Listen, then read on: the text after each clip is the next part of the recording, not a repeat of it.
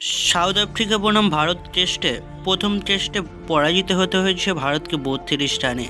প্রায় অনেকটাই বড় হারের মুখোমুখি হতে হয়েছে তাদের। প্রথম ইনিংসেই সাউথ আফ্রিকা হারিয়ে দিয়েছে ভারতকে। তাই দ্বিতীয় ম্যাচে রোহিত শর্মা করলেন কিছু প্লেয়ার বদল এবং কারা কারা তাতে সুযোগ পেলেন। রোহিত শর্মা এবং শুভমন গিল দুজনেই করবে ওপেন। শুভমন গিল ওপেন করবেন রোহিত শর্মার সাথে, এবং ৩ নম্বরে থাকছে আমাদের সবার প্রিয় বিরাট কোহলি। সেদিনে বিরাট কোহলি সেকেন্ড ইনিংসে ৭৬ রান করলেও তার সঙ্গ দেয়নি কোনো ব্যাটসম্যান। ৪ নম্বরে শ্রেয়াস আইয়ারকে বাদ দিয়ে টিমে আনা হচ্ছে ঋষভ পান্তকে। ঋষভ পান্ত চোটে ফেরেই এই প্রথম ভারতের হয়ে ম্যাচ খেলবে। জানি না কতটা ভালো খেলবে তিনি।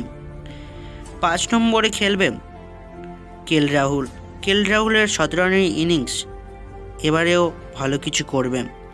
৬ নম্বরে সুযোগ দিয়েছে রিঙ্কু সিংকে। রিঙ্কু সিং বাকি ফরম্যাটে যেমন জ্বলে উঠেছে, এই ফরম্যাটেও জ্বলে ওঠার একটা চিন্তাভাবনা নিয়েছে তাকে।